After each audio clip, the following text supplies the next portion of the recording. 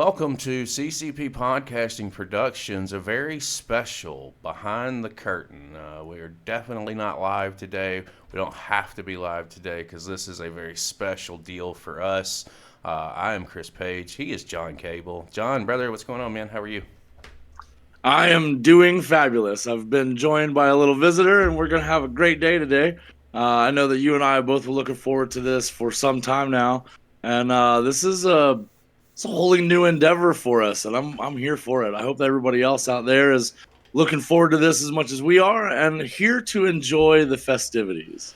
Well, I'm going to tell you, you're 100% correct. This is a pretty big deal for us. Never did I think that us just literally sitting down and watching independent wrestling and covering, not necessarily covering, but just watching as fans, as well as being active in the profession in our younger years, if you will. Did I think that we'd ever have a day where we could really sit down and do something kind of serious? You know, usually on the channels we're fucking around and having a good time, but today is serious business for us because we've got a very special interview. It's our first interview on the channel. It's definitely not our first interview between you and I to conduct and do, but for our YouTube channel and our Twitch platform, this is a first. About 3 months ago, maybe, you came across a show for our Inside the Indies on Twitch on Monday nights. And for those out there, if you're new to the channel and you don't know what we're talking about, it's very simple. On Monday nights on Twitch, we have an Inside the Indies where we watch an independent program from a different part of the world. It could be a United States program. It could be a UK-based program. John stumbled across something from Australia, and we immediately became invested into it. To the degree that we didn't miss the next several shows and even went back and watched a couple other programs prior to that. The company was Riot City Wrestling, and they're doing some really good stuff. And today, I still can't believe this is a thing. We've got the former Emerald Crown Holder. Now, before we go there, let me just run the stats. Just hear me out. One-time ACW World Heavyweight Champion, two-time Emerald Crown Holder, two-time PWSA Heavyweight Champion, 2022 RCW Key to the City winner, PWSA Rumble winner as of like last night or the night before last, current number one contender for that World Heavyweight Championship. We've got the man known as Redshaw on the show today. Redshaw, brother, appreciate you joining us from Australia, man. How are you? Yeah, thank you for having me. I'm feeling good. A little bit banged up after the Rumble last night here in Adelaide, but was lucky enough to come away with the win. So another achievement to add to that little list that you run down. It's crazy to hear it when other people read it out. It's been a crazy journey so far, but no, thank you for having me on. I appreciate it. I'm telling you, brother. You, sir, are a big piece of Riot City Wrestling and amongst other promotions that we're definitely going to talk about because I'd love to spread as much love as we can to the Australian product. John, say hello to Redshaw. Hi, Redshaw. I'm going to try to keep my fangirling to myself a little bit, but it's a pleasure to meet you. We've really have enjoyed watching Riot City.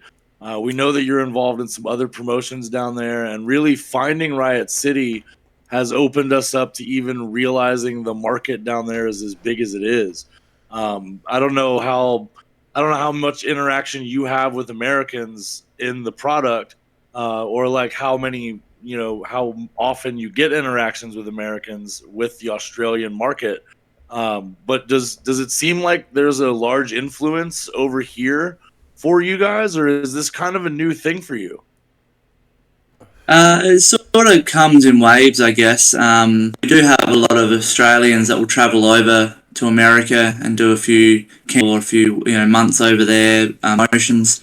So once they're there and spread their name, then they sort of start to pick up the stuff that's here at home. So comes in little waves like that, or just randomly like you guys finding Riot City or something here in Australia and then picking up on it and spreading it around your channels and stuff like that. So it comes in waves. It definitely would be nice to have some more eyes on us from America and other countries, but we're slowly building that back up as we go along. So it's good that people like yourselves are finding us and then getting this sort of stuff done. So it's awesome, yeah. Let me give you a little bit of backstory real quick. I know we've talked about how we just stumbled across it and found it, which is 100% correct. When we look at professional wrestling, like John and I, obviously being in the industry, we look for different things. And we see a lot of different programs. We watch a lot of different programs. But what stood out with Riot City to us as not only amateur podcasters, etc., was not only the character development, but the work ethic that was put in by the entire, that is being put in by the entire roster. It is truly one of those things that, as a fan, if you sit back and watch, and you see the stories play out, you see how this stuff translates over, it's tremendous. I was not keen to any of the scene in Australia until I came across the show, and it has now, like I said at the top of the hour, or the top of the program, it has definitely become must-see television for us over here in the States, and that's just a testament to you guys and what all of you guys are doing. It's it definitely, I guess it's a time difference, but it's awesome that it's getting picked up and spread around like that. So that's why we do it, and the YouTube. So lucky that Riot City is putting them all on YouTube free. Amazing that it's not paywall or anything. I forgot one of your other accolades. You're definitely doing content on YouTube as well with Beers and Brawls, and we'll talk about that here in just a little bit as well. I want to get past the verbal fellatio, if you will, of how we found you and all that good stuff. I want to talk about you and your career. Brother, you started in 2019, so you're just a handful of years into your career, and you've got a resume right now that reads like a who's who, especially if you're following the product. When you got started, John said it earlier, he wants to pick your brain about training in Australia, and I figured that's going to be the best place to start at the top and kind of work our way down. And by all means, whenever time on your side, whenever you got to go, we'll wrap it up and we'll make it happen, no problem. I just want to start with wherever we can start with. And John, you talked about the training earlier, so why don't we open up there and you talk to Redshaw about his training in Australia. Well, I think my first question for like how you got started is like, everybody has that story of like how they got introduced to professional wrestling and how that could be a thing. What was your introduction to wrestling in general, and how did you come to the decision that it was a career that you wanted to follow? Most people watched it as a kid and played the games and stuff like that and that figures. But I grew up in a small country town, and then when I moved to the city, just sort of just watched it now and again here and there. Didn't really know about local wrestling until I started as a PT at a gym. I started working alongside another wrestler. It's really big here in Adelaide, Nero. At the time, didn't know anything about him or who he was. I just knew him as his real name. And then one day, he saw me watching wrestling and just was like, "Oh, you like wrestling? Have a look at this," and then showed me Riot City, him, and I couldn't believe it. It was actually local in Adelaide. And then, once I sort of went to a few shows and watched it and was like, wow, like something I could do. I was in shape, lifting weights and that sort of love wrestling, so we should give it a go. What happens? And went to a tryout finally, and the rest is history, as they would say, and got in and off we went, fell in love even more. And then once you actually get in the business, as you guys probably know, even more once you're behind us and doing different stuff and training and learning all the cool stuff. Yeah, definitely that. What I know here there are a lot of academies and there are a lot of schools and a lot of trainers, and they vary greatly in the quality and the availability and the cost, I guess. What did you find as like, how hard was it to get involved in a training academy there? Was it something that was readily available, or was it hard to get into? Are they very selective there? Like, what's the process like? Yeah, so because I'm at Riot City, they were doing tryouts. I think every 6 months they would do a tryout. And yeah, it's just open to anyone. You go down, you just sort of 2-hour do all your roles and learn different stuff and they're pretty simple with who they bring in, making sure that obviously not only are you in some sort of shape, but are you coachable? Are you willing to learn and listen to the stuff? So yeah, once I was able to get in and do that, it was hard, but got and was able to get in from there. So knowing now what I know, there is schools and they do this thing that I arts every sort of 6 to 12 months, and that's your chance to sort of get in from there. Very cool. I've got a question. I got a question for you real quick when it comes to training. So when I was going through it, all right, so for perspective purposes, I'm 41. I was trained at 17. We had a class of, I think, 13. Of those 13, 3 made it to the end. Was there a drop ratio heavy down there when you went through your training? Yeah, definitely. I think my group, around about 10 people, and there's currently 2 of us remaining. One's currently out injured, unfortunately, but myself and him, 2 of that group remaining. And since I've got into like 4 more, the same start for the 12, ended up with if that remaining. So there is a huge dropout, and I think that's just people, if they want to do this, and once they get in there and actually see how hard it is and the amount of wear and tear we put on our bodies and minds throughout it, it's not for everybody. So I understand why they probably drop off, it's just, I guess, leaves the best for the end. When it came to your training, rumor has it, and when I say rumor, I mean what I read on the internet. That rat bastard Chris Basso trains you. I hear that's the thing.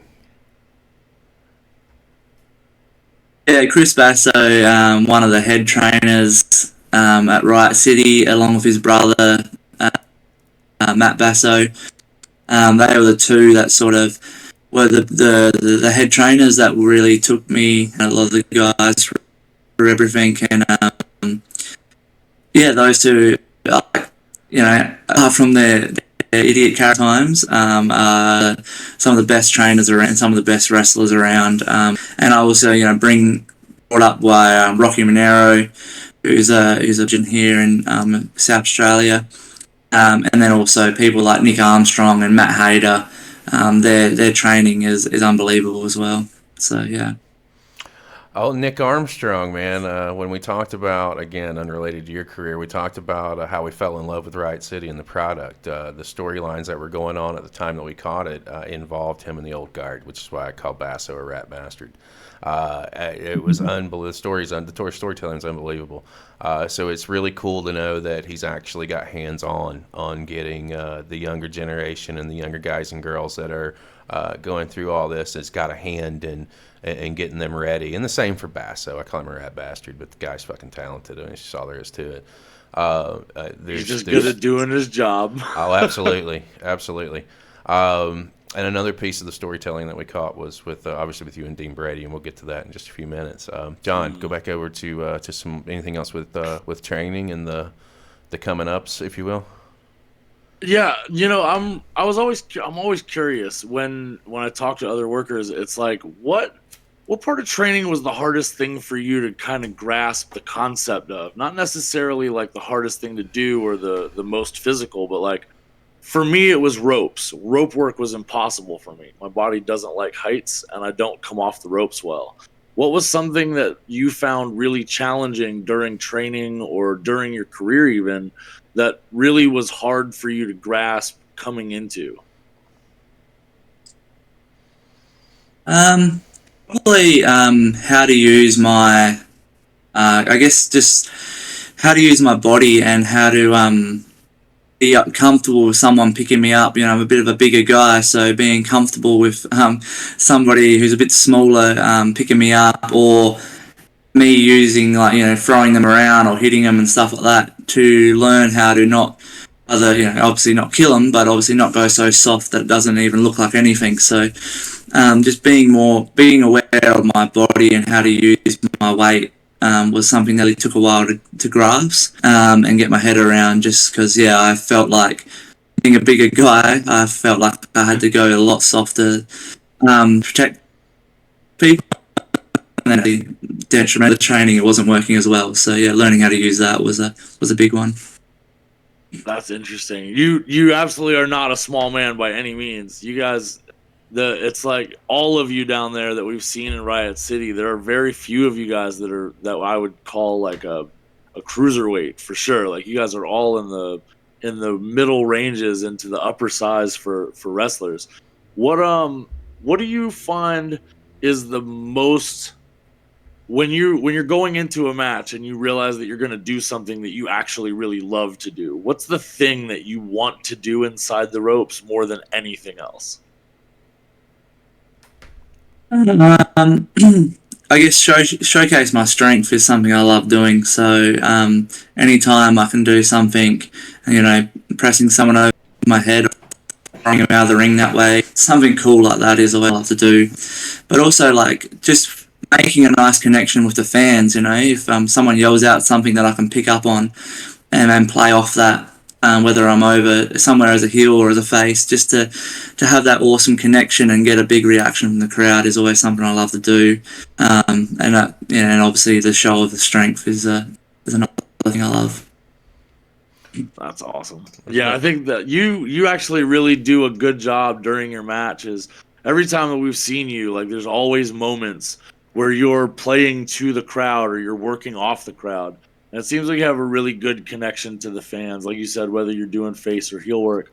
What do you find when you're looking at, do I go do this promotion? Do I go work at this show? Do I go work in this other city? What's something that will definitely make you sign the contract no matter what? Like, what's the thing that you're looking for from a company as a worker, like to decide to go work for them? A lot of it comes down to their roster and I guess who the promoter want me to wrestle, or if I throw out some names to the promoter of people I'd like to wrestle. So finding people around Australia that I really think would match well with myself and would love to have a match with is something I look forward to. And if someone presents that to me, then obviously that's a good good bonus to sign on. We're lucky, I guess, here in Adelaide. Being so small, a lot of the wrestlers that wrestle in other companies are from Riot City themselves. To another company and maybe having a guy from Riot City that we may not bump into Riot City is always something cool as well. So wrestling guys that you've been around for a long time, never got a chance to wrestle, is always something to tick off.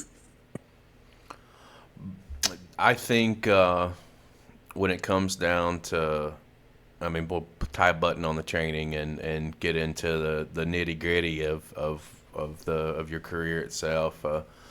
When you wrapped up training, you start your debut in 2019. What's going through your head when you get that first booking? And was it through Riot? Because I would imagine so. If you completed training through their academy, that you were involved on a Riot show. Does that sound about right? So the academies here in Adelaide and in Australia are a little bit different to what I've seen in America. We are an ongoing school, so like I train at Riot City 2 to 3 times a week, and we are like, you're almost like a football team sort of thing. Like we've got a roster, and we all train there and are on the shows, and then other companies like Rampage and ACW, they have their own school, ongoing trust. My first obviously booking was through Riot City because I was a referee during, I guess, my build-up, and then the story. James Cray, one of the wrestlers, kept aggravating me into the point where I had to knock him out, and then I was forced to be a wrestler. So going into that booking, obviously very, very nerve-wracking, but was very lucky I had the experience of being a referee. I did about 10 or so matches, so being in the ring, around the crowd, around the wrestlers, was a huge boost going into that match. And then obviously going to just hoping that I hit all my cues and don't shit the bed was the biggest thing to worry about there. But yeah, it came off well, I think, for the first match, and then we got the ball rolling from there. It's interesting. The commentary makes reference to that often during your matches. It's like, I can't believe we used to put him in a referee's shirt. Comes across almost every match. It's funny to me because I hear you telling the story. And John, I was talking to him earlier this week, and when I got into the industry, the first several months of my career was as a referee, and I completely can resonate with that, with being able to kind of build a little bit of the camaraderie with the roster. And similar situation with both John and myself, just in different organizations. We were, we were a family at the end of the day. Like, we all had the best interest of the company at heart. And I went from a referee to being put under a hood. And then, keep in mind, I think at that point I was like 175 pounds, 270 now, soaking wet. So to know that you came in as a referee and kind of got that push, and I had to do something very similar, it just makes me smile. I go back 20 years, 22 years at this point, 23, to my first instance, and that's kind of cool. When you come in and you go through the referee spot, like in that first year or so, I know with myself, you can only learn so much. Training and going through everything, and the rest of it you kind of pick up in the ring. So when you were coming in that first year of actual in-ring work in front of a crowd, what was one of the hardest things for you to pick up as a talent? Maybe I should word it this way: what's something that you had to go out of your way to perfect or try and craft to get over once you were inside the ring as a talent? I think just obviously learning how to the crowd and to pay attention to the crowd, just being sort of zoned in and focused on your opponent so much to bring in the whole entertainment aspect. So learning how to slow down and look for the fans and the cameras and different stuff like that. Because, obviously we're lucky that it's all filmed and streamed up on YouTube and stuff like that. So pulling people aside at training that's been doing it for such a long time and picking their brain on how to do that sort of stuff, and, how to take some breaths in the ring to breathe and relax and slow down a little bit to not be so, hyper-focused and on the spots and the wrestler and that sort of stuff. So, yeah, doing extra work outside of the trainings, picking people's brains, watching the wrestling more closely, like the product WV and that sort of stuff, and trying to pick up different little cues that I could bring into my own game and then hopefully make myself better. John, you had a run in by your cat, bud. I did. He brought the chairs. He brought the chairs and the tables. He brought them. So as you're getting started with Riot City, I know that ACW and PWSA come into the equation as well. At what point in time in your career do you branch out into these other companies? Or I guess how early on into your career did that happen? Did those doors start opening for you? Yeah, it was pretty early on, actually. I think I was only maybe 6 months into matches, and then lucky enough, having the connection with Rocky was a real sort of leg up for me, because was wrestled in all those companies and has done a lot for them. So he was able to put in a little word for me to the promoters and just said, hey, can we get this guy a bit more experience? Have you got anything for him? And they were, lucky for me, they were happy to take me on board and give me some matches. So to the point where, I was working nearly every weekend, just having a match every weekend. So my first, year and a half was just so many matches, ticked off, 30, 40 matches so quick. So very privileged for that opportunity. Very thankful that doesn't want to be told how nice he is. He was very nice to give me that leg up and help me out.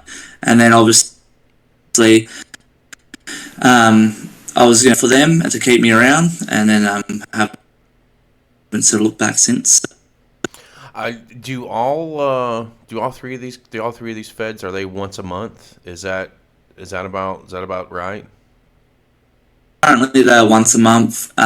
Sometimes we do a lot of random like festivals, like so we have a thing here called like Beer and Barbecue Festival, or we have a Lucha Festival. So we might do something like that where we'll do our normal show during the month, then we'll go and do the festival show. So Riot City mainly do that. Rampage do a little bit as well. But the other companies at the moment are just once a month. And we're lucky in Adelaide. We all sort of work together to not book on each other's nights if we can. So we're lucky enough that every weekend is something different for the fans and the wrestlers. So you can spread the wealth, and at least you're working every weekend. You touched on something a second ago that I kind of think is pretty fucking incredible. That first year to get 40 to 50 matches in, and that's a lot of reps in a 12-month time period. And to be so young to do it, it could only enhance your in-ring presence and how you carried yourself and fine-tuning your character. And let's talk about that for a second. My character is basically what I am here is Chris Page, and it was very easy for me to come across and to deal, because it's just it's Travis under a different name. Just amped up. It's the cliche, just amped up a little bit more. When you start coming into Redshaw, and I know Redshaw's obviously your last name, when you thought about the character, what motivated you to go the direction that you've gone, which is obviously brute freaking powerhouse, and you've got the leg up there, because I don't want to run across you in an alley and piss you off. I have a feeling my head will get crushed. But what was your process in creating your character and creating the direction that you wanted to try and take it? When I started training, I was a little power lifter, so just brought that guy over, the guy that we yelling and screaming, sort of slapping himself before out and pulls a big deadlift. So just pretty much that guy. Same as you said, Cleese, myself turned up to 20. The guy that's super hyped before a lift or something like that, brought that into the Redshaw character. That obviously why I've got the weight belt, and the sort of like look that looks like a power suit in my mind. So that was the whole idea behind the sort of look and the character. And then obviously just turning myself up to 20. You've just snorted a heap of sniffing salts, and you've gone out to just demolish the lift or the person. And so that was the whole basis behind the character. It was real special behind it. It's the sort of the same place, turn myself right up, chuck a medal behind me, and off we go. I understand completely. John, you want anything on your mind? You want to piggyback off of that with anything? Yeah, actually, in Riot City especially, there are some really over-the-top characters. How do you find the fine-tunement to keep those like really over-the-top characters and run your like real baseline, realistic like gimmick? Like how does that balance work? How do you guys figure that out? We're very lucky in the sense very closely with each other. We're always looking for what's missing on the roster or on the shows, and what can be tweaked if something's too similar to person. So always working together and ideas off each other. Too much away, but we're always working that way to make the showcase just individuals. We're always working for them the show. So if we do find a character, someone's come up with something that's a bit too close to someone else, we can work together to tweak them and change them. And we're just lucky that a lot of people have some awesome ideas for some wicked characters that are a bit out of the world, like the Purgatories and all that sort of stuff. And then you've got some guys like me and Nick Armstrong that are a bit more basic, but we set apart from the pack on our own sort of way.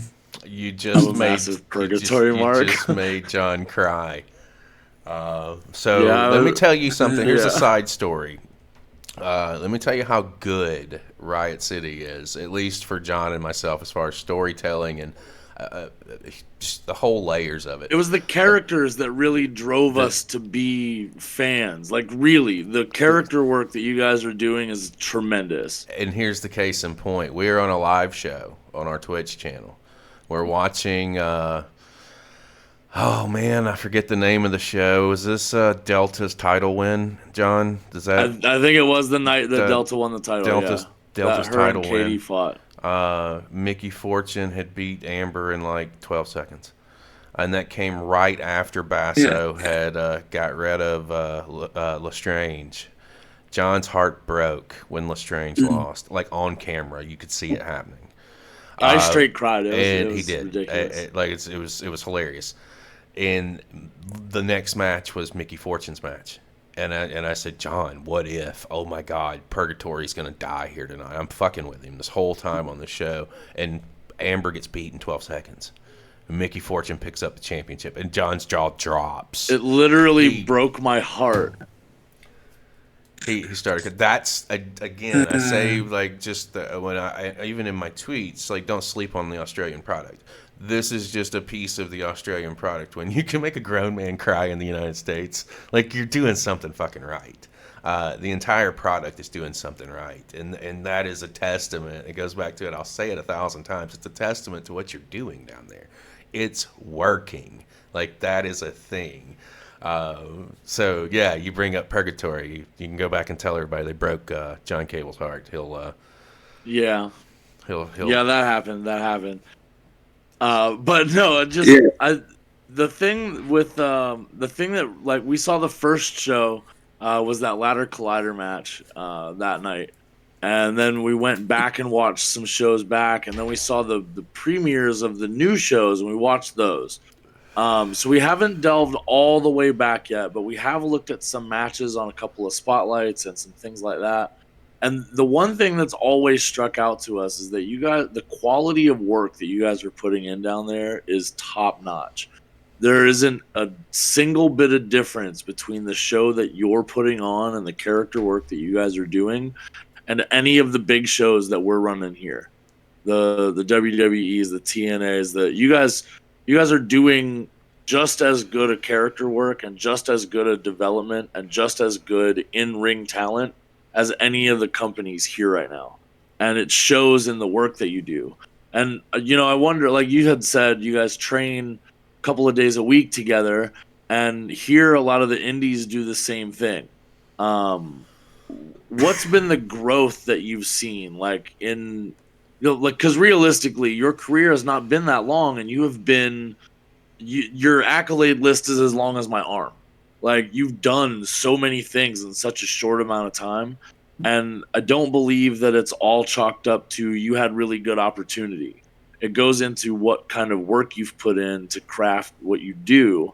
What does your workout regimen look like outside of your training schedule? But, like, what do you do on a weekly basis? How many times do you go to the gym? What kind of things do you do maybe outside of the gym? Swimming, biking, what's something else that you do besides just lift? Yeah, so first off, thank you for the comments about the Riot City and myself. Outside of the wrestling training, obviously lifting weight, I do play a lot of sports. So I play basketball socially once a week, and then in football season for us as Aussie Rules. I don't know if you guys have heard of that, but yeah, Aussie Rules football. So I play that now and again in football season. I do like to keep myself active with other stuff. Have a bit of an active job as well, so that keeps me moving. But yeah, playing sport, doing different sort of cardio CrossFit workouts sometimes is a good thing to throw in there. And then obviously training 2 to 3 times a week at the wrestling is a lot of, obviously not just the skill-based training, but we do cardio there as well. So we all get together and push each other that way. So it's, a lot of work outside of the wrestling, gym, but it's something that I've always done, and I pride myself making sure I go to the gym, making sure I do those types, playing sport, to take the mind off wrestling and other stuff as well is always a good release for me. So it's something I believe in. I feel that are in the wrestling industry or looking to get into it should have some sort of sporting background. Doesn't have to be elite level. It can be just school or community, social based. I think that really helps with not only fitness but coordination and footwork and stuff like that. It helps out heaps of that, and also just how to be in a team and a team player. I say like Riot City is a team. To me, it's not just a family, it's a team. We act like a bit of a football team. We sing a song after our shows. We all get around each other and hype each other up, and game day and stuff like that when it's show day, and we keep each other accountable. So it's an awesome environment. So I think that's something that people should really look to do outside of the wrestling as well with our training. I want to talk to you a minute about when you got your first big break, right? What I mean by big break is we all remember when we won our first championship, and I can imagine with the group that's down in there in your neck of the woods, as tight knit as you guys are. Talk me through the conversation. When you won your first championship, how did that conversation go with the promoter when they came to you and said, "Hey, you're the guy. It's your time," and you get that first run as world's champion. And what federation did that one come from? Yeah, so my first big break, championship wise, was PWSA, so Wrestling South Australia. I got told that I was winning.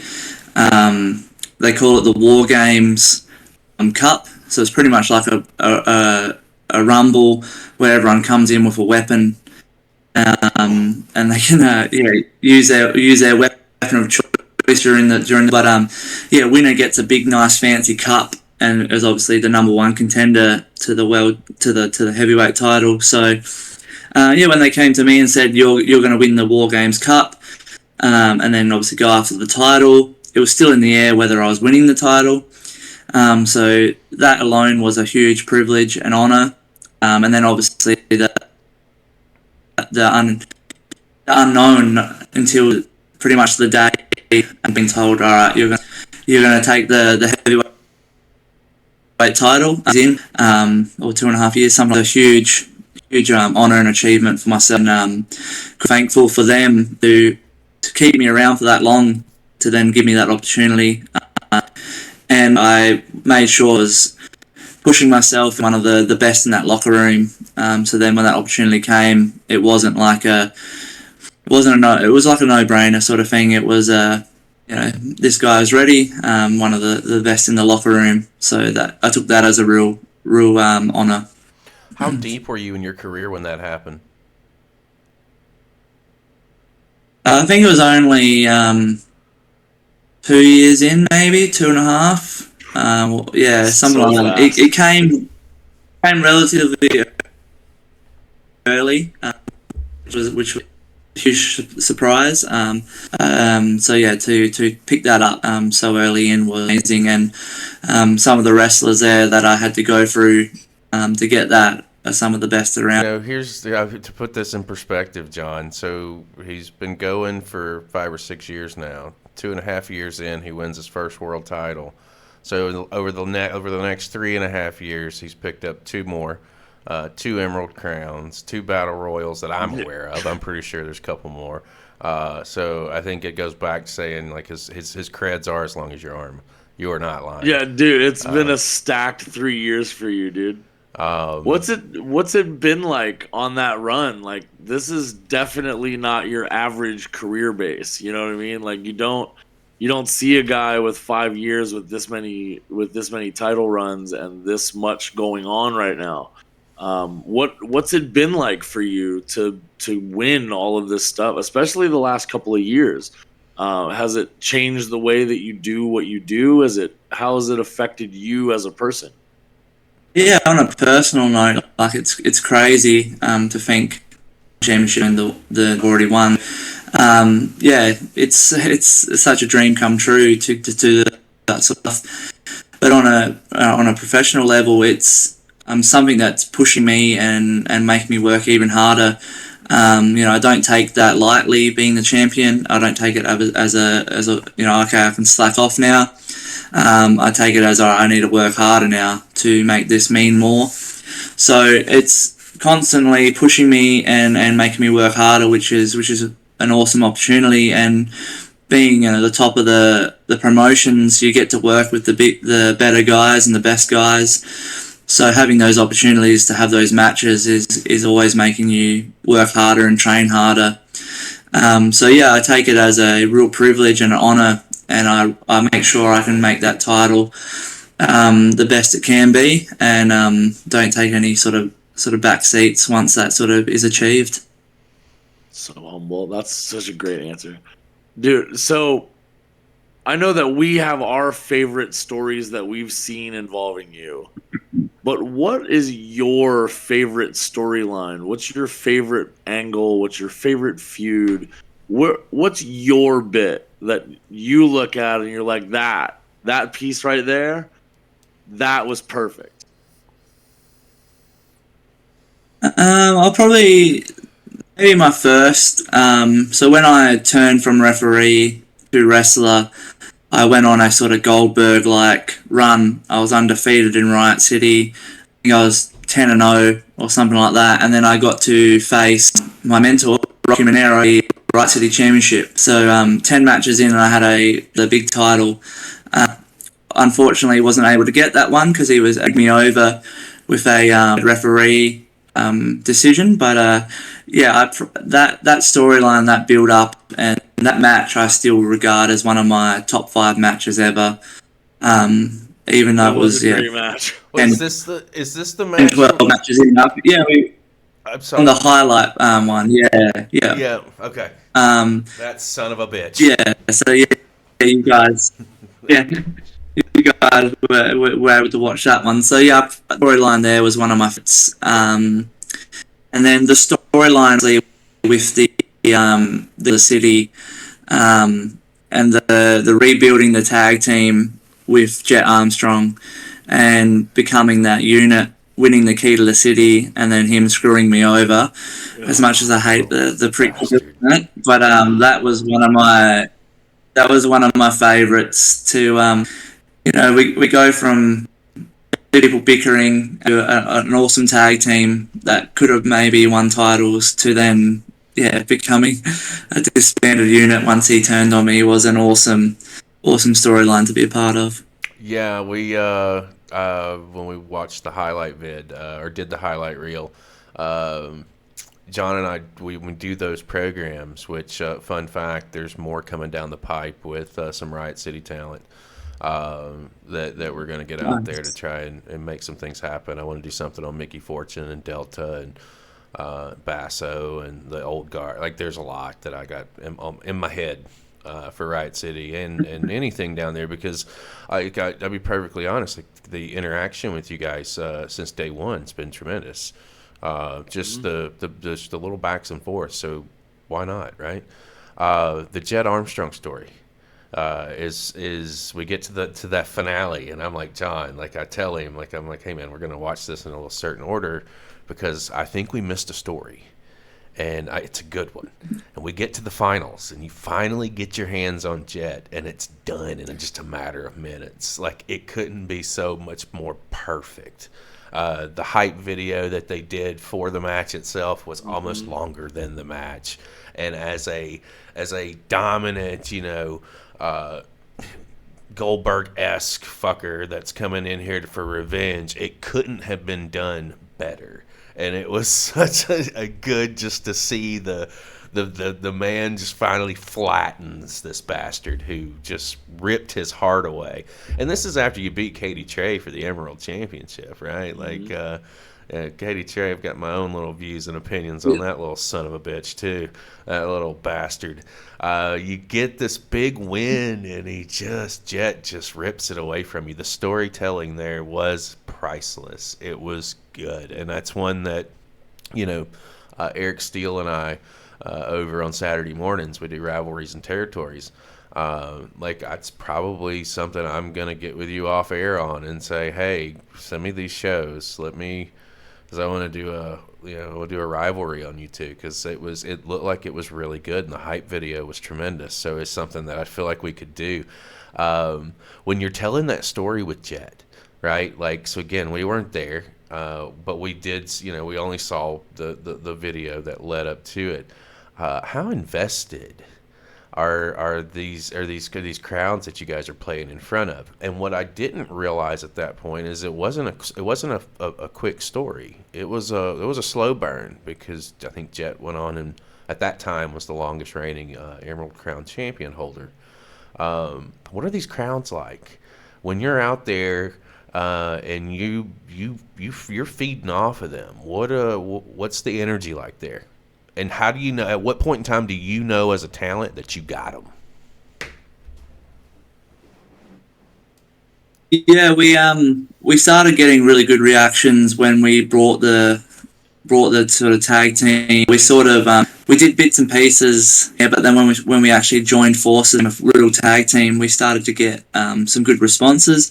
And then once we got tag team really firing, Jet Shaw, we were getting some really good crowd responses and reactions. So once we sort of were at the top of our game, won the key to the city, and we sort of knew we had the fan vested. We're all rocking up and got posters with Jet Shot and that sort of stuff, and our promos were really clicking, and we got Jimmy C going really well. It was that point where we knew we had them really invested, and we knew that once something happens, once there's a turn, I think we were going to make them pretty upset. So yeah, once we were really at the top of our game as tag team, that's when we knew we had them in, and we were just going to string that along a little bit, and we throw in little bits and pieces here and there. Like we had things like after we won it, I never touched the key, that sort of stuff, and never got to touch the belt when I won it. We throw in little Easter eggs throughout the whole thing,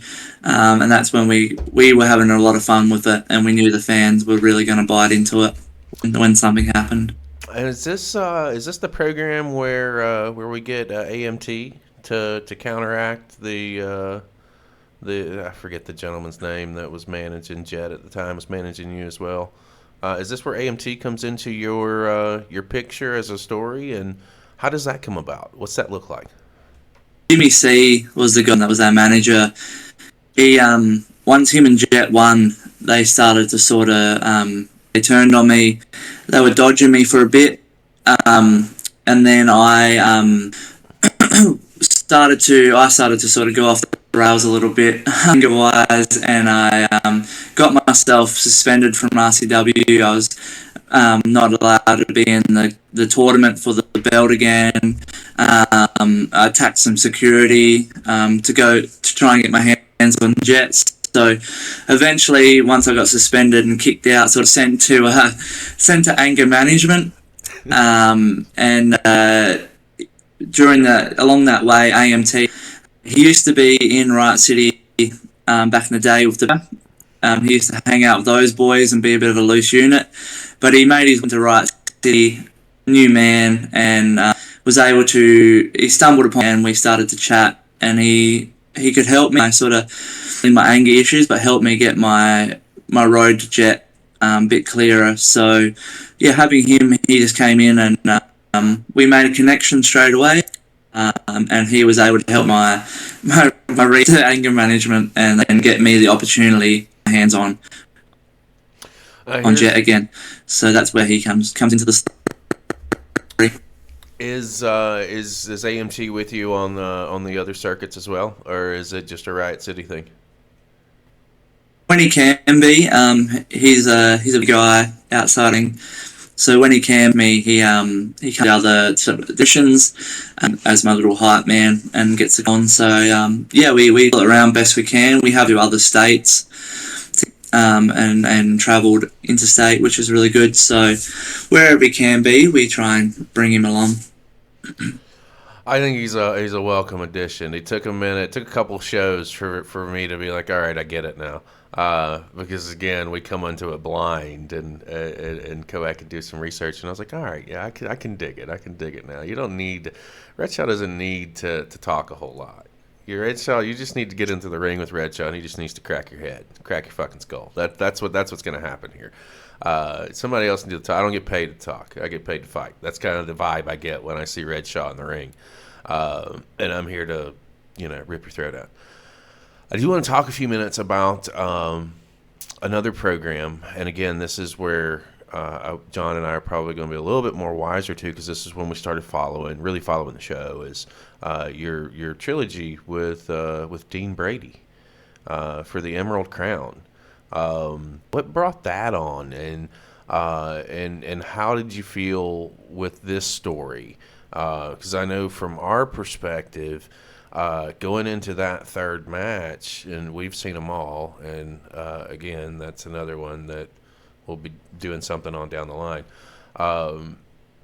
Going into that third one, we didn't know what was going to happen and how it was going to play because of the prior two matches. And that's what I can say about the trilogy itself is how it was laid out. Every match was a little bit different. Every outcome, every finish was a little bit different. And there was an investment. It got us invested into it as well. It was that and the Purgatory story and the Delta Championship story. We were sold. We get to the finals, then the conclusion, and I was starting to become a Dean Brady fan until that son of a bitch. It just seems like people are out to fuck you at every turn, because here we are, and again, it's good storytelling. It was fantastically done and executed, because here I am as when the reaction videos out there, it's there, like my genuine reaction to it is like, what the fuck is going on? Why did this just happen? No, and now Dean Brady's on my shit list. I don't know what to say, but that story, walk me through that. How does that come together, and how did you piece it all together? Because you hooked us on it. I think we had a battle royal that we were in, and me and him were the last two. He ended up eliminating me from that battle royal to become I think he was the king of the bay or something like that, because we were doing it down at Glenelg. So he won himself a nice little medal by kicking me out the ring.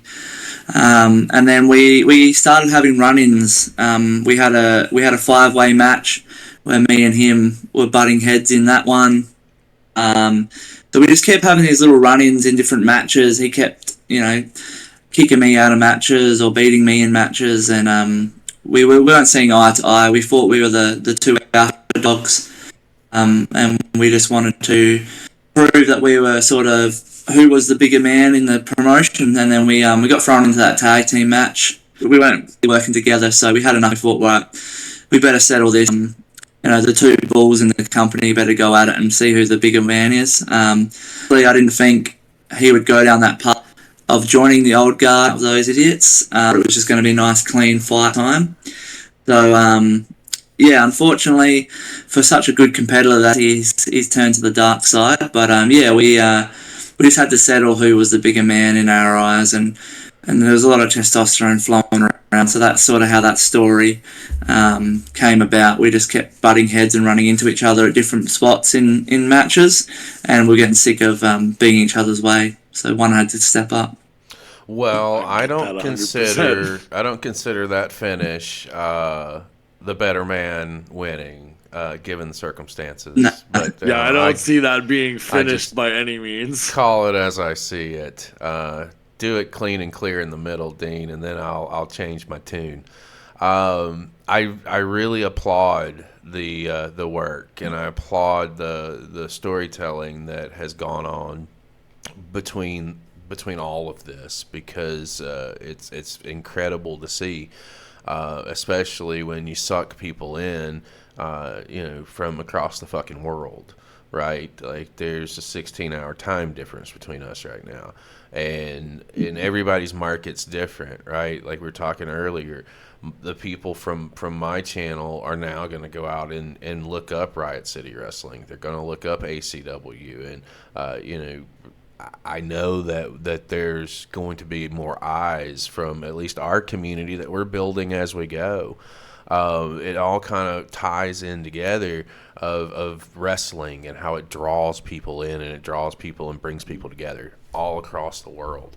And to see firsthand, the product, evolving and your career evolving, and seeing the other stuff going on. Like this morning, I woke up and I checked Instagram, and the first thing I see is your post from, I guess it was last night, with winning the Rumble, and I was like, this motherfucker, look at him, like he's already here. He is again. Look at him go. Goddamn, I go a day, and it's good to see. And outside of Riot, we do have the other companies that you're working with, and that maybe there's guys there that we haven't seen and shows there that we haven't seen. So if we could talk a minute about ACW and PWSA, and you did say earlier that a lot of the crew kind of travels around and does some different things, but maybe give us some guys and girls down there that we haven't seen, and if there's ways for us to see them, how can we go about doing that? Because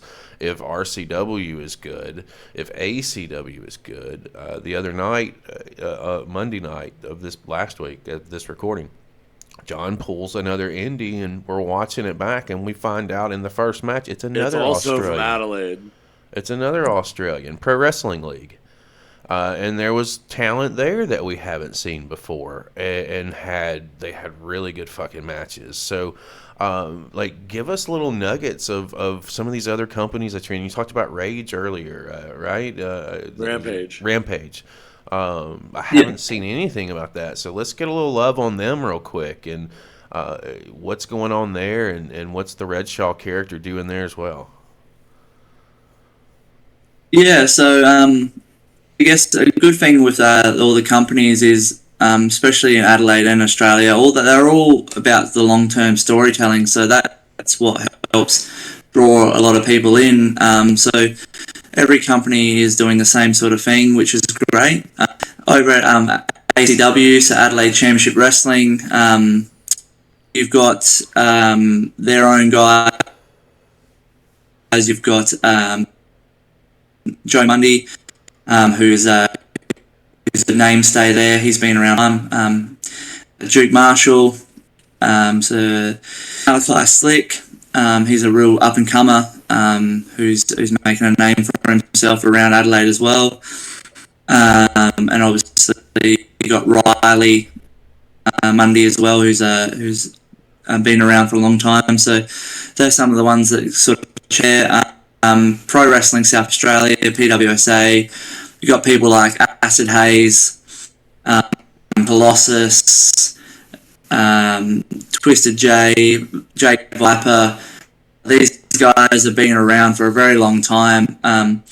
It's unfortunate that their company's a little bit smaller. I think they had their YouTube was hacked a couple of years ago, and they lost all their content. They had a lot of videos on there. Man. Yeah, Rampage. Rampage, you've got a lot of big Drunk Istria, Joey Ryan, all the Wrecking Ball, Will Gibson. You've got a lot of awesome talent there. Leah Lovegrove, she's a real fast up and comer, and making a name for herself for Adelaide as well, and interstate. Yeah, all these companies you can find on Facebook, and they do have.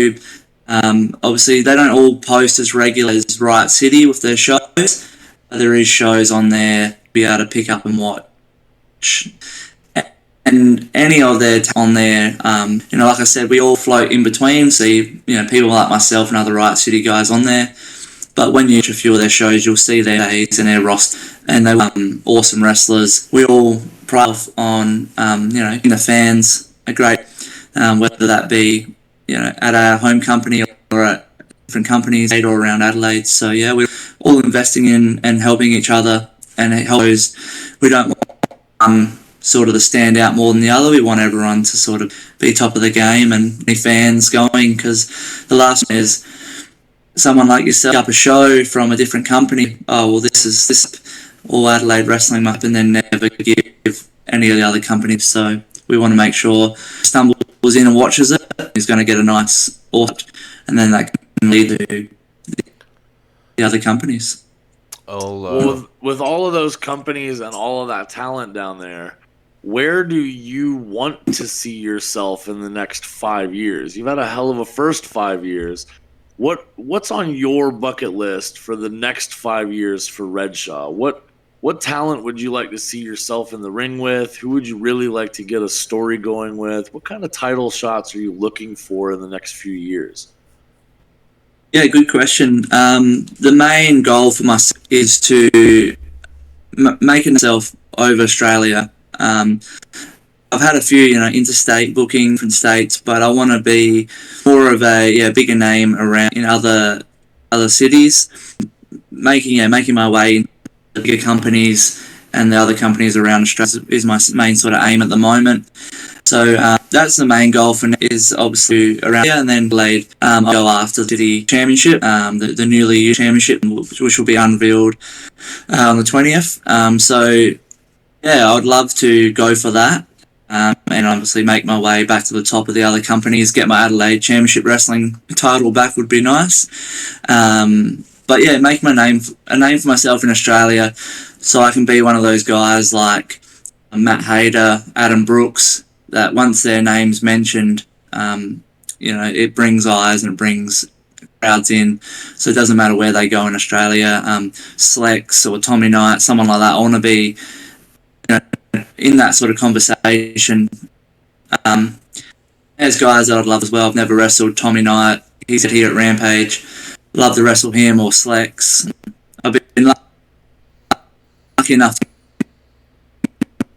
with Adam Brooks, who's made a name for himself all America and stuff like that as well. So being a name staying all over Australia would be a goal for me. I don't think you're going to have any problems with that if the next five's an indication from the first five. I think that there's a lot of big things that are going to be coming your way and in the Australian wrestling scene in general, because it's blowing up. It's all over the place. It can be all over the place. Circling back around to Riot City, I saw earlier this week.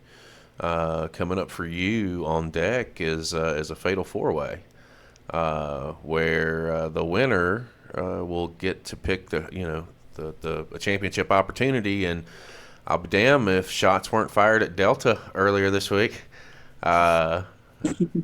Let's chat about it. I was really coming off of the last show. One of the things John and I were talking about was where does this go next with Redshaw? Where's the character go next? And I'm seeing some matches that are getting announced for the next show, and I'm not seeing your name. And you and I have had shared several DMs over the course of the last several weeks, and I never was going to ask you about it. And then I finally saw the announcement drop, and then I see the caveat, and now I see the opponents too, and I'm like, okay.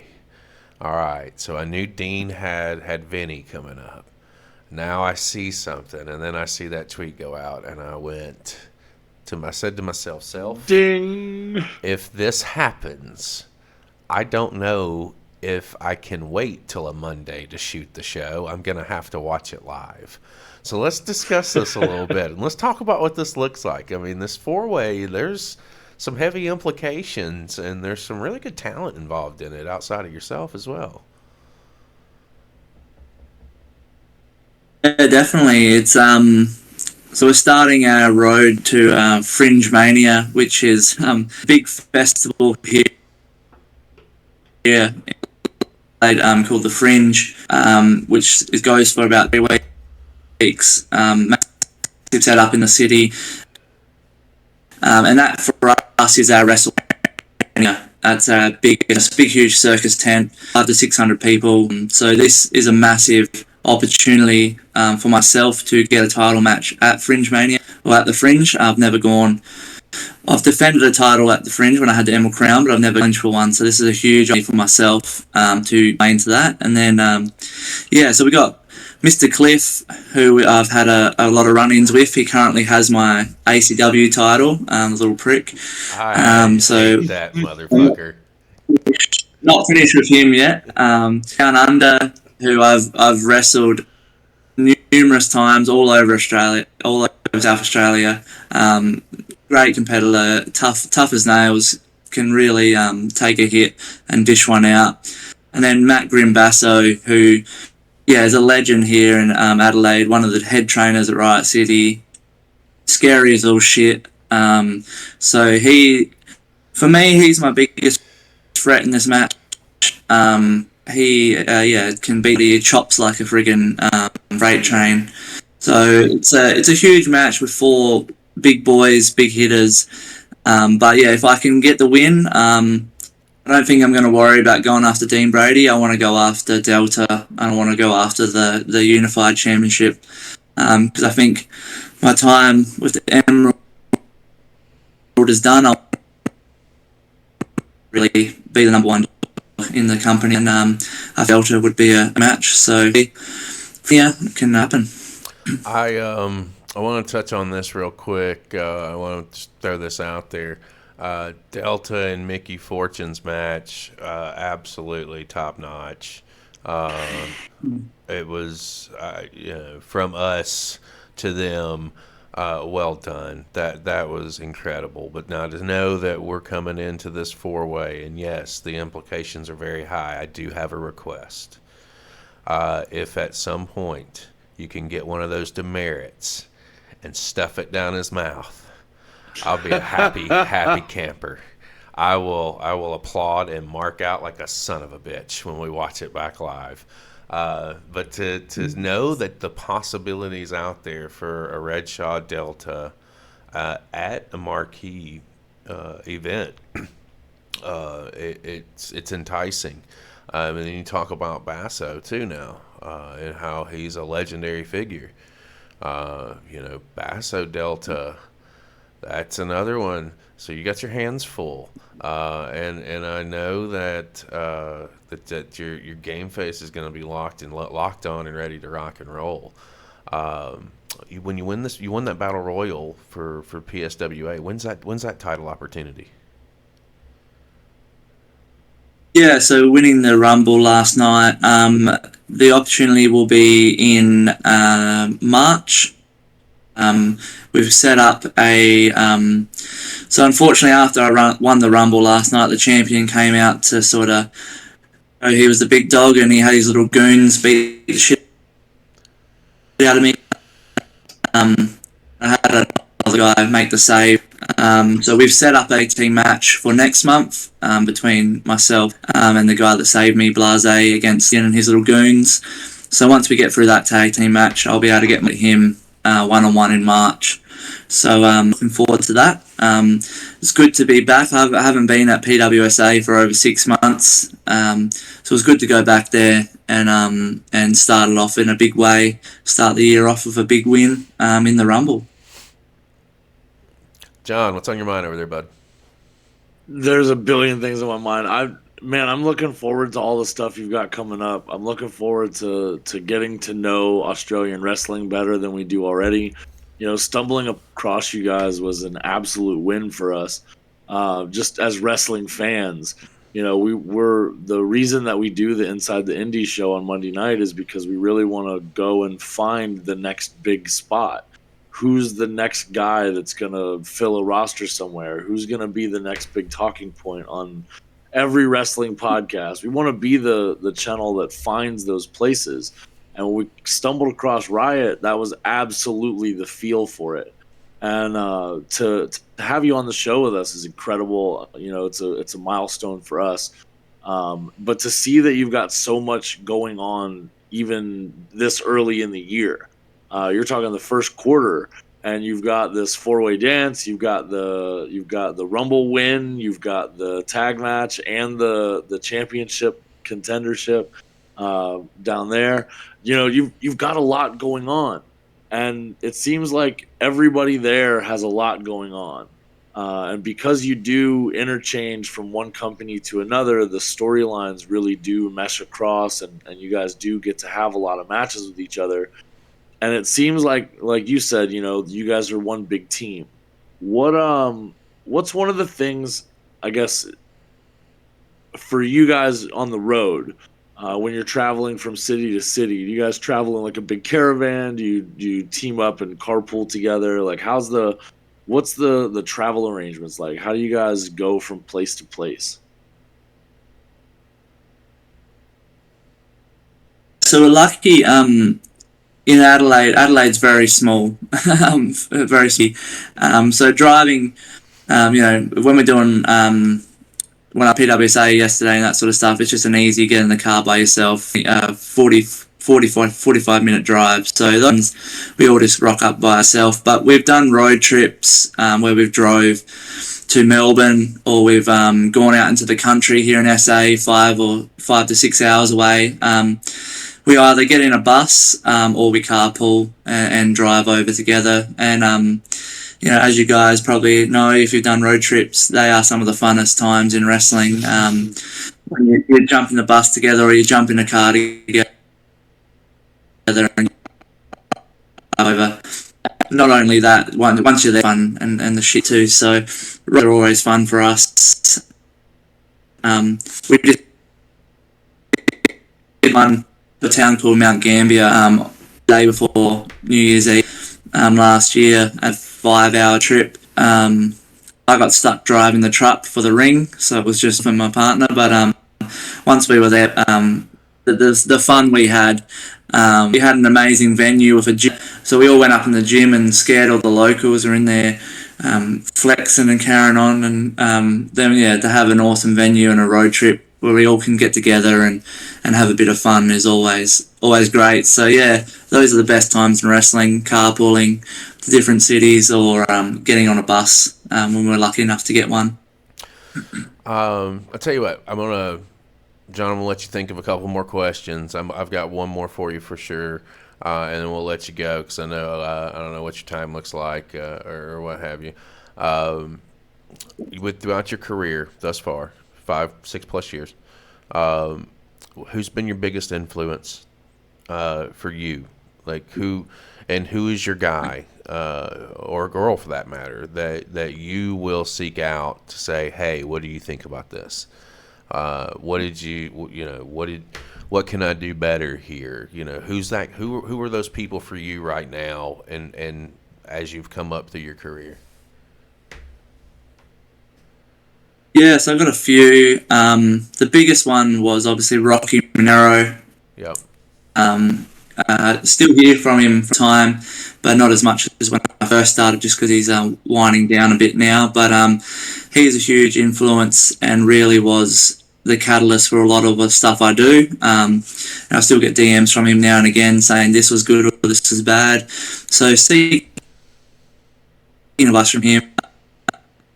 But currently the ones that I really look are Matt Hayter. It pains me because he's a pain in my ass. Matt Hayter has been a huge influence for me and a huge support system for me. He's a guy that, he's a locker room leader to a sense. He takes guys under his wing. He makes sure that shit's getting done correctly. And whenever I need help, advice, whether it's life or wrestling, he's a good go-to. And then also Nick Armstrong, for just his wrestling brain, he's one of my favourite wrestlers of all time, to be honest. He's so good, so smart in the ring. So bouncing ideas off him and going to him for help is always a huge boost for me. So those three guys are probably my go-tos and my support systems. John, what do you got? Well, I just have one more question, and it's more about the industry than it is about you or any company specifically. So, as wrestling fans, we know that the industry has made a lot of different changes over the years. You've got the different eras, and wrestling has changed in and of itself over the years.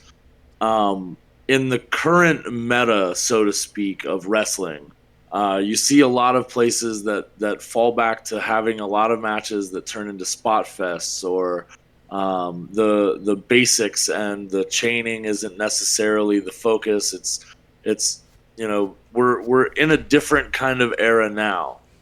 In the utopia of Redshaw wrestling, what would you like to see the industry do a little different than it's doing right now, or what would you like to see it embrace a little more going forward as an industry? How do you think we can evolve the business of wrestling to be mindful of the roots that we've come from, and also evolve it into the next era of what the industry does? What do you think would be the course for wrestling as an industry? I think not going away from the long-term storytelling and being that getting people invested in stories and the connection with the crowd. I myself am not a big fan of the big flippy spot fest matches. They're cool, they have their place, but I'm more of a, because I was brought up by old school guys, I'm more of that old school guy. I love the matches that have stories and big moves, but there is a reason why they're happening, and there's selling and there's crowd work, there's all that sort of stuff. So making sure we don't lose our essence. I think we're in Australia that a lot of the focus training, not just here in Adelaide, but all over Australia, there is on that sort of stuff. Or yes, you can do 500 moves. Have you got a connection? Got people invested in you? So keeping that alive is going to be really, and making sure you don't fall into that trap of some of the huge indies around the world that are all just Will Ospreay flips and stuff like that. So that, yeah, if we can keep that, and obviously have their place for those big spot matches, but some, like you said, some of the best matches, Mickey Delta, they did awesome moves, but the story and the investment was amazing. So just to keep that alive would be awesome. I want to end it with this. It's not, I guess it is, it's got something to do with wrestling. I touched on it at the top of the interview, the Beers and Brawls over on YouTube. So guys and gals, if you want to get to know Riot City Wrestling or just the I hope I pronounce this correctly, the Adelaide, did I say that right? Okay. Adelaide. Okay. Well, Adelaide, yeah. Okay. Perfect. I fuck up words all the time in pronunciations. If you really want pronunciations are a constant fight. Dude, it's a challenge. If you really want to get to know the roster people like that, you sent me the link and it's going to be in the description below. So guys, if you're watching this and you've made it this far in the interview and into the program, there's no reason that you cannot go down below and click all the links for Riot City Wrestling, for ACW, for Redshaw. His Twitter display is right there on the fucking screen, so you should probably have already followed it by now. Do it all. I want to talk to you about Beers and Brawls because it's a real good way for us to get to know more about Riot City. And I've watched a couple of them already. I've watched Mickey Fortune's because, side note, I'm a Mickey Fortune mark as well. I thought her work with Delta and was tremendous, and I've seen some of her prior stuff with other federations. I think, was it Melbourne City Wrestling? Did she do some stuff with them? I want to say maybe. It was something else other than Riot, or it may have been early Riot stuff as well. There was one that I sent John with Lestrange because his heart was broken, so I had to tell him that it was okay. Yeah. So let's talk a little bit about Beers and Brawls, and then we'll get out of here because it seems like that's a real fun little show for you guys, and I'm here for it because it's been entertaining so far. Yeah, definitely. It's a fun little side project I started. Started way back in COVID times when we had the lockdowns and stuff like that. Needed something to do, obviously. We weren't wrestling or anything like that, and we had the sort of limit on how many people could come over to your house and that sort of stuff here in Australia. So what a fun way to get together with the boys and girls and have a few beers. Let's try and do a podcast. I think Stone Cold was probably around at the time, so I probably just took inspiration off of that one. But I thought what a fun way just to get together, have a few beers, talk some shit, look at some wrestling, and now it's evolved into a bit better of a product, obviously. But it's been a fun way for me to bring in guys and girls from all over Adelaide. I've had a few interstate guests as well. Get them more about. Get them comfortable in their character on camera, and to get myself more comfortable talking, doing interviews, doing promos, talking on camera to help me in my wrestling game has been a big reason why I do it as well. And then it's just like I said, it's a great fun thing to do. I actually did one the other night, so I'll have a new episode dropping very soon, hopefully today. I've got Delta on there, so one of the biggest stars in Australian wrestling at the moment. So very privileged to have her on there.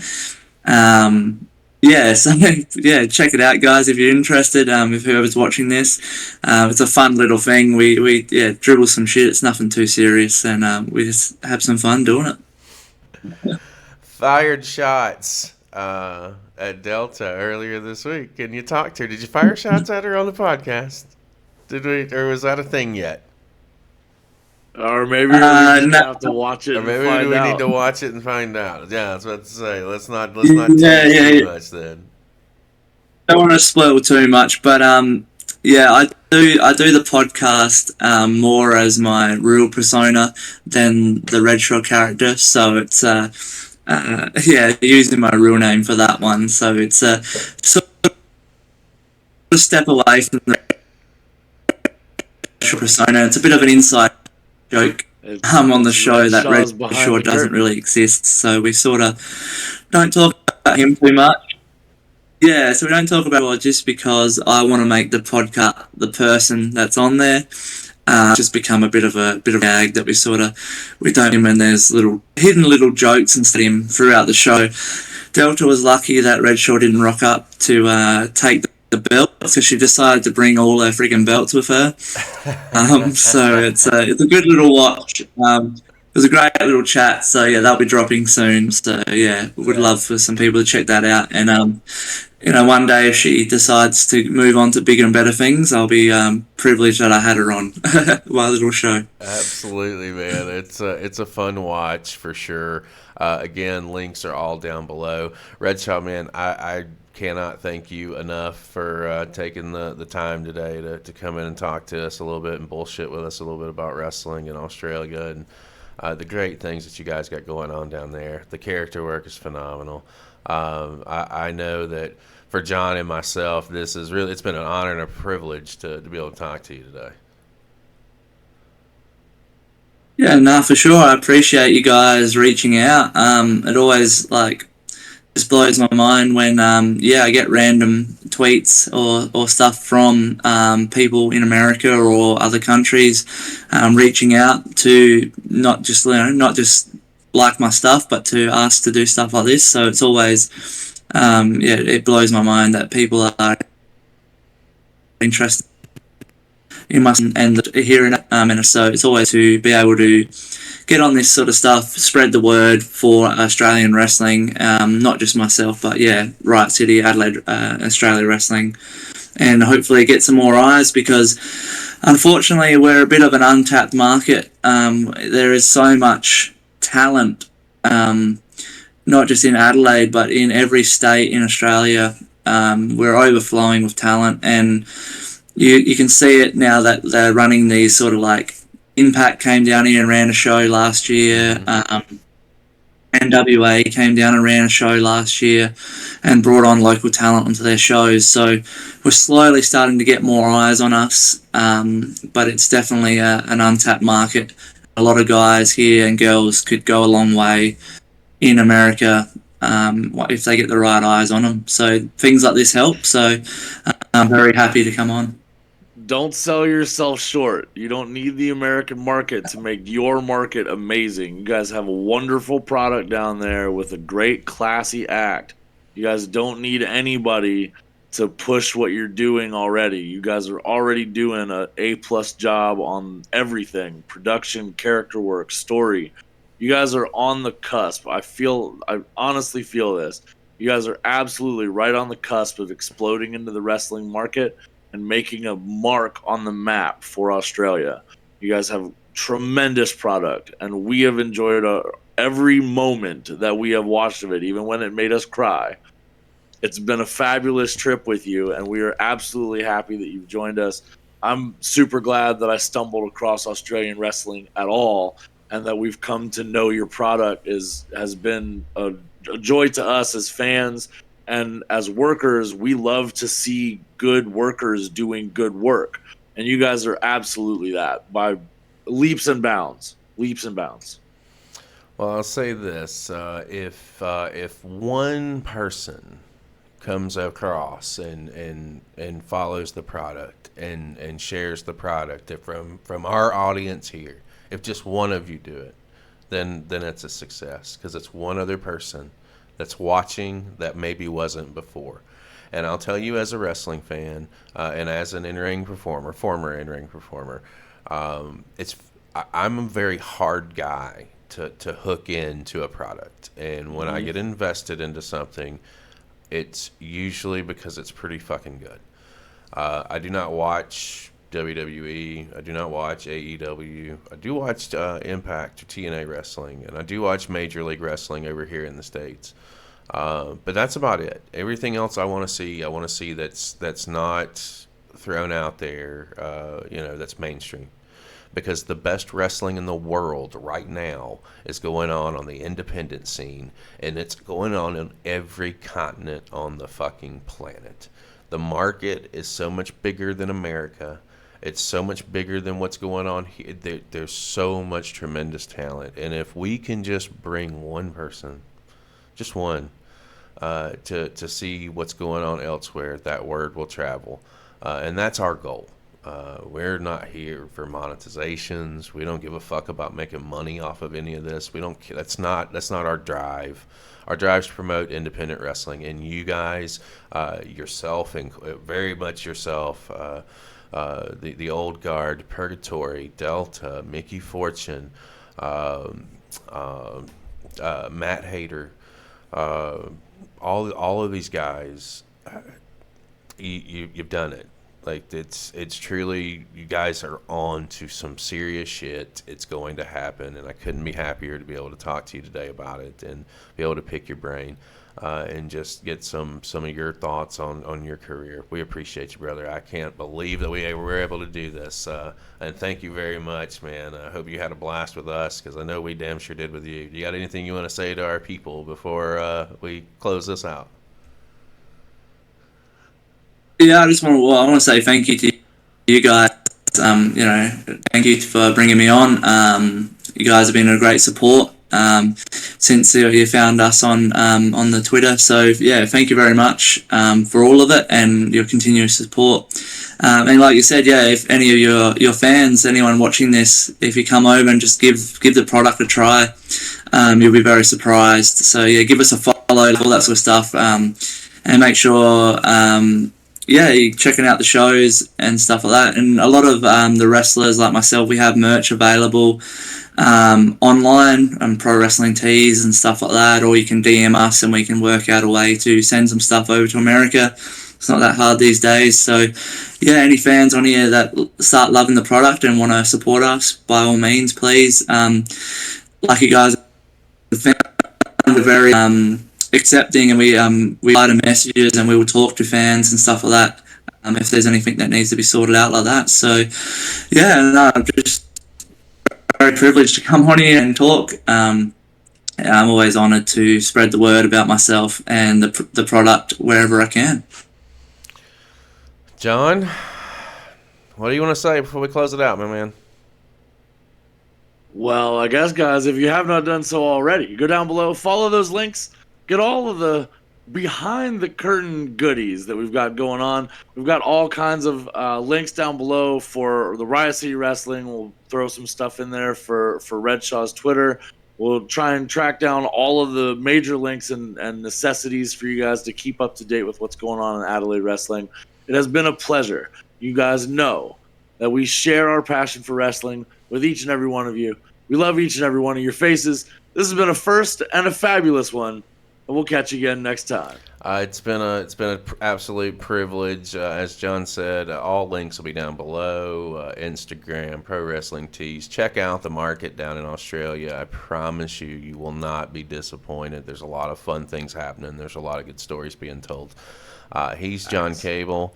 That's Redshaw at Redshaw Pro, and I am Chris Page. And I'm gonna say this. We'll see you next time.